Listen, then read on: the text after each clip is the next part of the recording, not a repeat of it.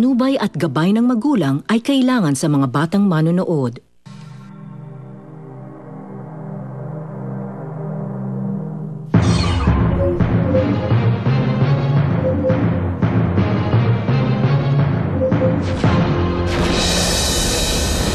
Don't always believe what you see.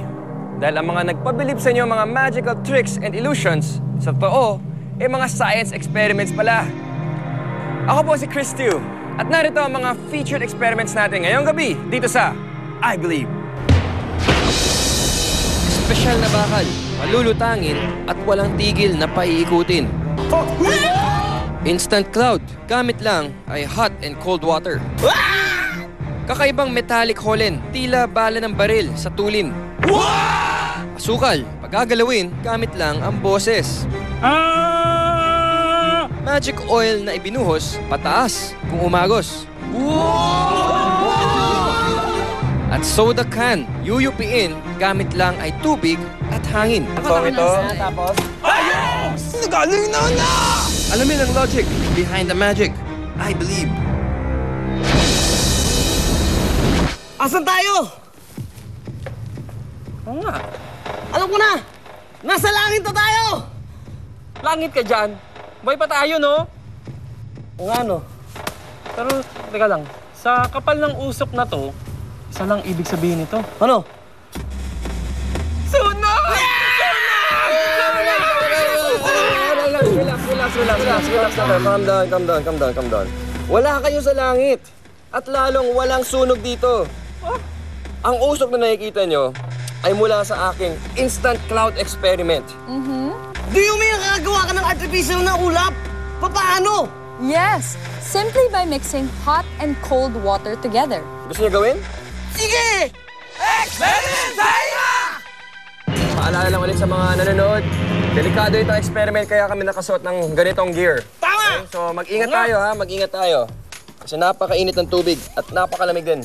Don't ng try tubig this nila at home. gamitin. Alright. Tulong ha. So una, itong cold water, kailangan natin ibuhos dito sa loob. Okay. Okay? Super lamig to ha. Mag-init. Kaya kailangan naka-rubber gloves. Okay, sobrang lamig. Sobrang lamig ito. Ay, umuusok ang lamig. Ay, grabe. Sabay-sabay na. Ayan, buhos. Ibuhos mo. Wow! Okay, ubos na. Yan. Ang galing ah! Naman mo yung lamig, di ba? Okay, ito yung delikado, yung hot water. Ayan, pagkakaluin Super na. hot ito. Ibubuhos ko ito ng bigla, okay? So, Okay. wag masyado malapit. Sige. Ano kung mangyayari? Lalabas na ang ating instant cloud. Mag-ingat ka, Kuya Chris.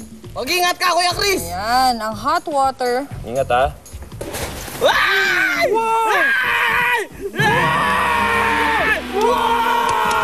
Grabe, ang galing. Wow! Para tayo nasa Times Para Space Walk. na langit, no? Ang lamig. Lamig, no? Dito sa paa, oh. Ngayon lang ako nakaapak ng ulap. Naririnig niyo ba yun? So, yung hot water na binuhos ko, ay ordinary hot water lang yan na pinakuluan. So, sobrang init siya na tubig. Yung cold water naman, hindi ito water talaga, kundi liquid nitrogen. Ano yun? Bel, paki-explain naman kung ano ba yung liquid nitrogen. Liquid nitrogen is nitrogen in a liquid state at an extremely low temperature.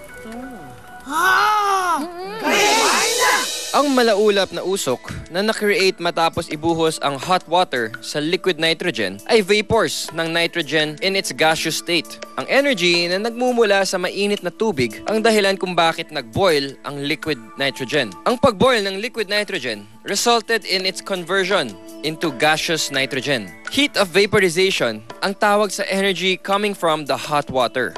I believe. Wow! Ayun! Galing na!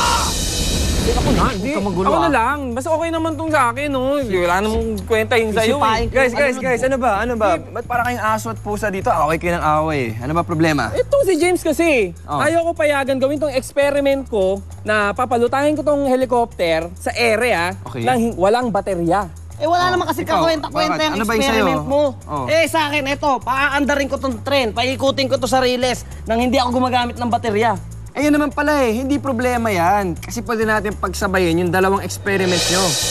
May solid gold object na ilalagay sa maliit na plastic box. Ubuhusan ito ng magic liquid. Ipapatong ang plastic box sa platform na may paikot na riles. Parang magic, nalulutang sa ere ang plastic box. At magpapaikot-ikot sa riles ng platform, I believe. Wow! Ang galing na! 2-in-1 experiment? Good idea! Hindi kaya may daya yon? Imagine, lumutang na, umikot pa. Walang daya yon, pero may scientific explanation kung bakit lumutang at umikot yung box sa ere. Paano nga ba? Ang tawag dyan ay ang principle of superconductivity. Superconductivity. It is a phenomenon of exactly zero electrical resistance and expulsion of magnetic fields occurring in certain materials when cooled below a critical temperature. Para mas lalo nyo maintindihan, eto, panoorin nyo. Ang solid gold object na nilagay sa plastic box ay isang superconductor na gawa sa sapphire with gold coating. Ang superconductor ay element na kapag pinalamig to near absolute zero cooling temperature ay nawawala ang lahat ng electrical resistance. Para bumaba ang temperature ay binuhusan ito ng liquid nitrogen na sobrang lamig. Ang platform na pinagpatungan ng superconductor ay isang magnetic rail na may constant magnetic flux along the railings. Ang magnetic flux ay ang bilang ng magnetic lines of force ng isang bagay.